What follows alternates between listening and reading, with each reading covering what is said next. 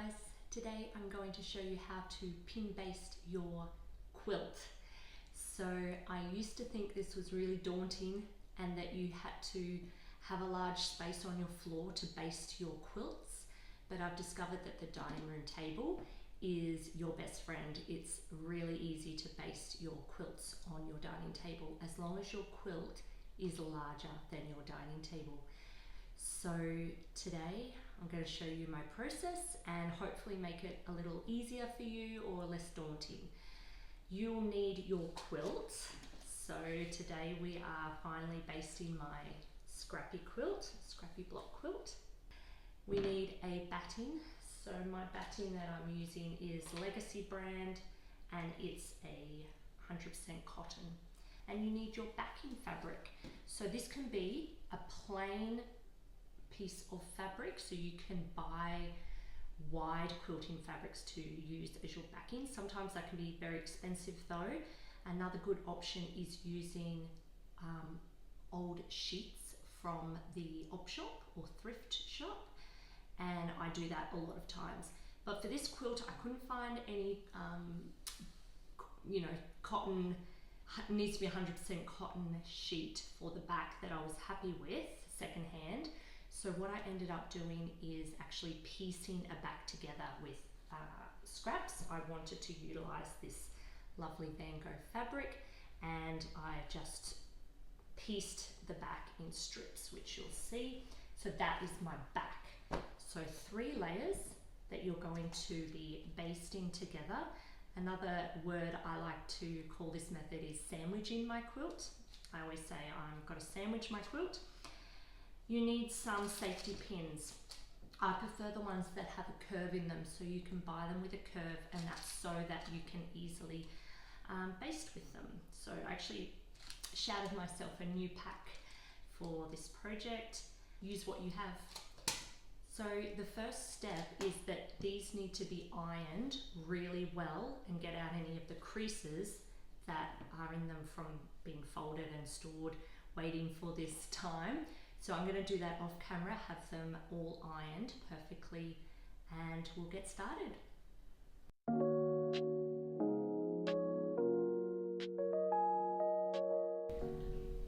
This is my quilt back. Now it's the wrong way around, just to show you first. There is a whole video that I made about how I made this quilt back and how I chose fabrics to incorporate this beautiful Van Gogh print that I wanted to show off. So I've just put it this way so you can see that. This quilt will be reversible because it's just as beautiful on this side as it is on the front. And if you are a beginner quilter, this would make a beautiful front quilt, and it's so simple because it's just giant blocks put together. So if you're a new quilter, this could be a good quilt front for you, but in my case it's a quilt back. But what we need to do is flip it over on our table.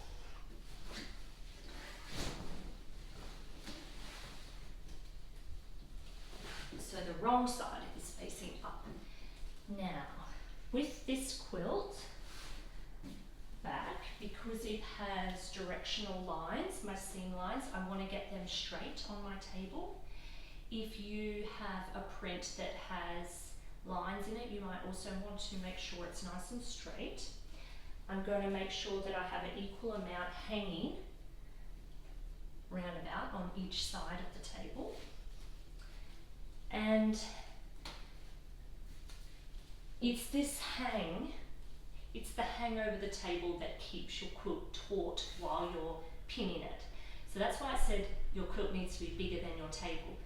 However, if your quilt, say, is big on a couple of sides but not all sides, say it was longer on this side but it came to here and here, that's still doable. I would just use some masking tape to hold down that end and this end. So if you need to use masking tape to hold any particular side, you do that. So that's the first step done. Now we get the batting. You need to roll the batting out and cut it to size if you are using a bolt.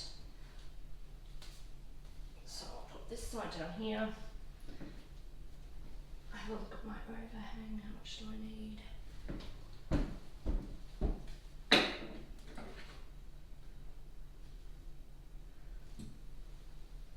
Okay, I need to cut it there.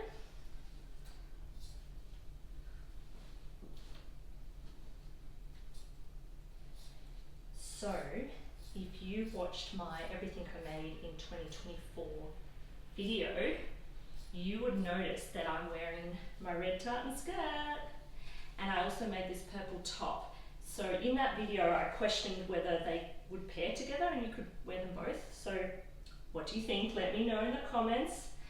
Can I wear these two colours together, bright purple and bright red?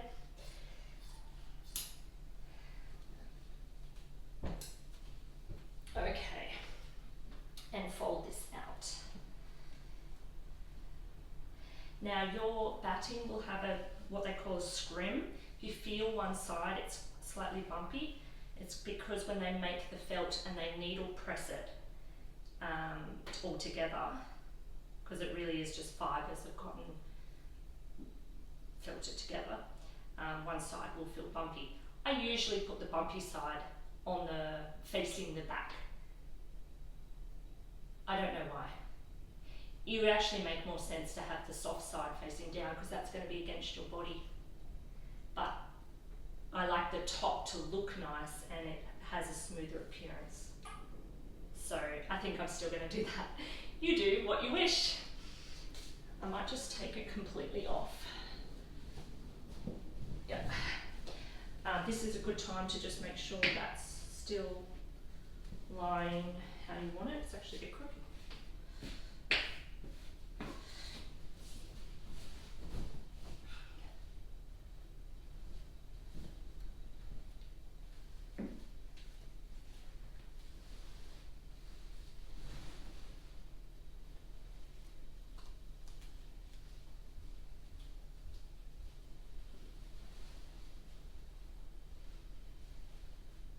So when I get to this point, obviously I could have ironed my batting if I wanted to, but I use my hands as the iron and a bit of a rub.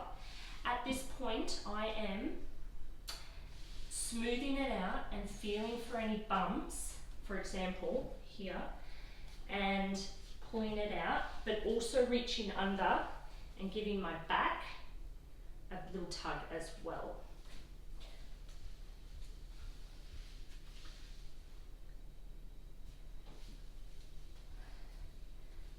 I'm going to move this. I want to move it further this way, so I have to lift it, get some air under it to pull it forward. And again,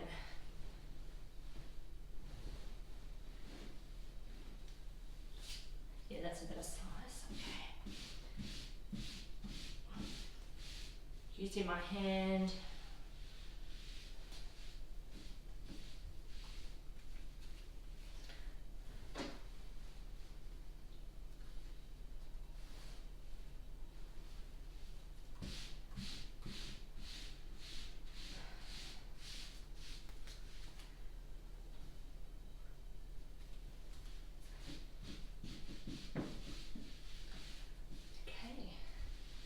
Just keep smoothing, feeling for any bumps, giving the underlayer a tug if you feel you need to. But I'm quite happy with that. Let's get the top on it.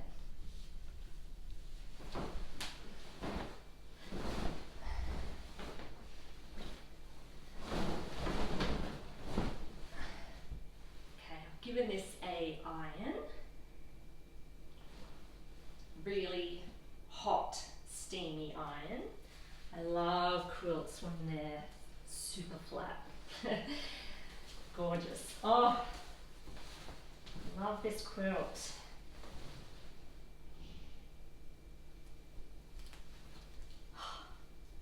Really think this is one of the best quilts I've ever made. I just love how bright those blocks are next to the navy. So great. So this was a scrappy quilt. I actually started making it because I saw Kate from the Homely House make these blocks, and she was inspired by Terry Rowland, I think is the name. And so I wanted to make one of these quilts as well, and I talked Mum into making one. So we both made one of these scrappy quilts, but hers is different. So hers is just the blocks in a colour wash pattern, and because I'm really busy and I didn't have time to make enough blocks, I decided to pair mine with the giant navy squares so I could make less blocks. However, yeah, it's just stunning. Really love it. I love the neutral blocks the best, the neutral ones here, because the pop of colour in the middle. Anyway, let's get this sandwiched. So again, I'm lining up my sides, making sure that it is straight. Just checking that I have, I might actually move that down a little bit. Just enough of my back and batting. I mean, as long as it's bigger, it's fine. So let's get this smooth.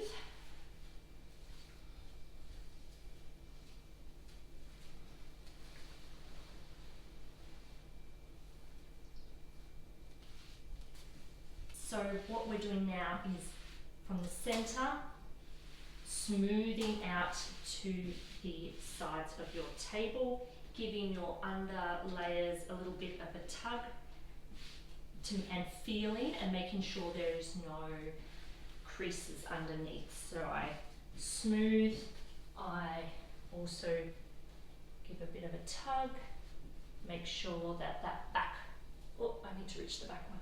The back fabric is still nice and taut, so smoothing and tugging.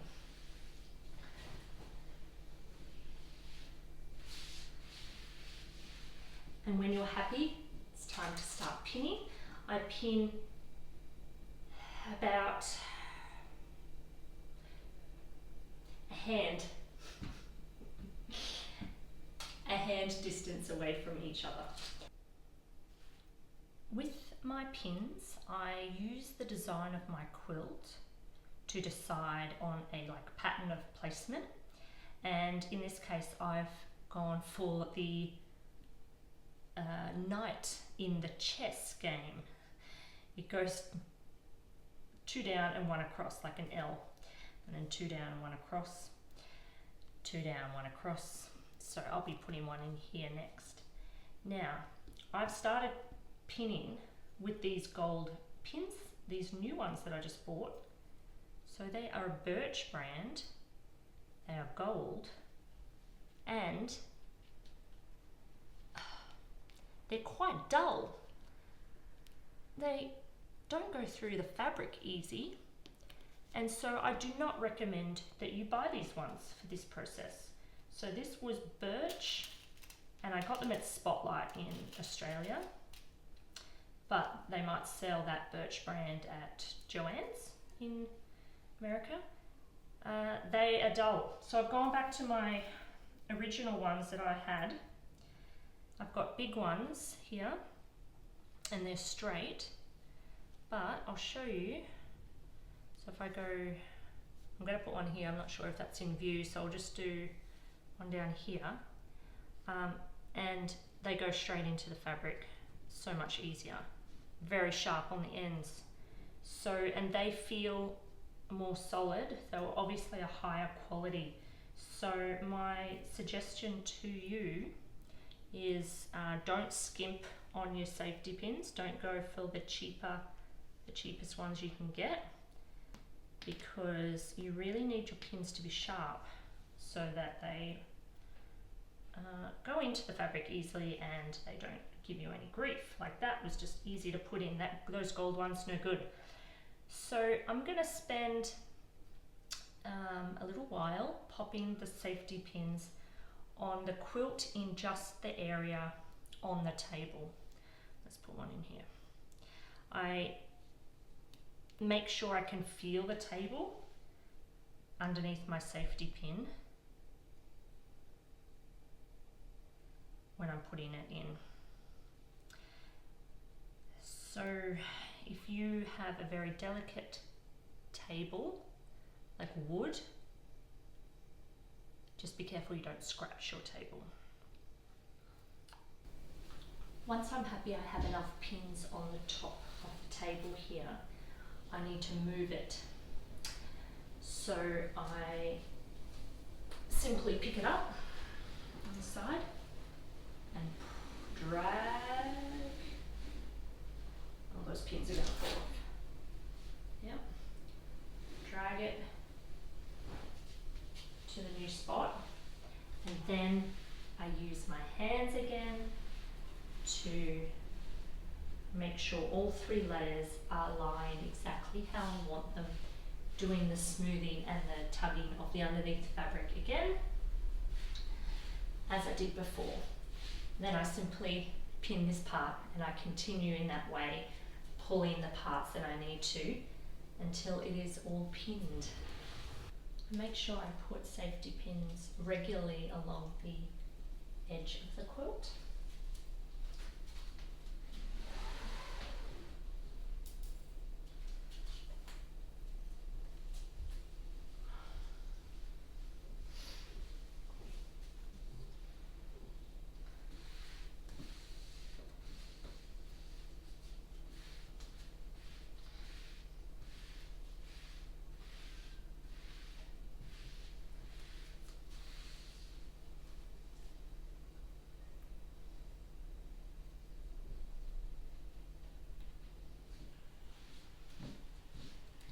This year I really want to get to understand who is watching my videos, so it would be lovely if you could do me a favour and write me a comment.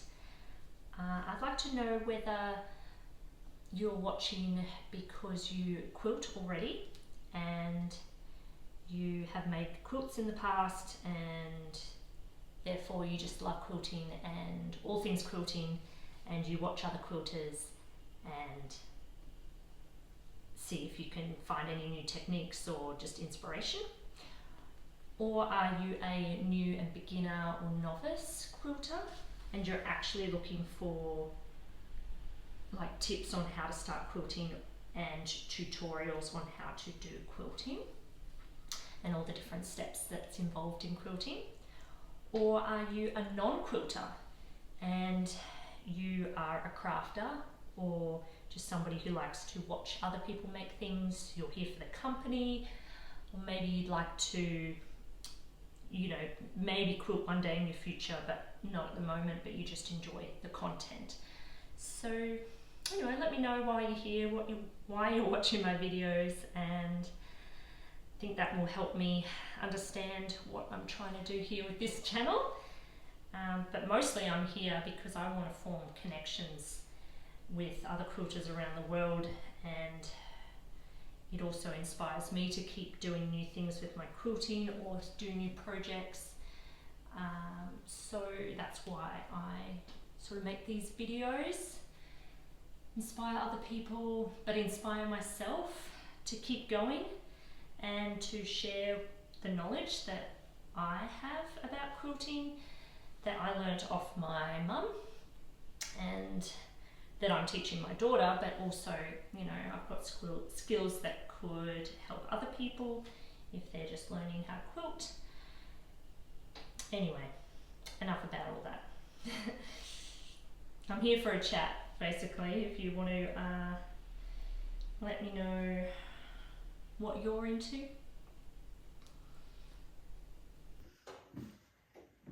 So I finished pinning this now, and it's great at this stage because you can like lift it and you can feel the weight of it and what it will be like when it's a quilt. It's so exciting.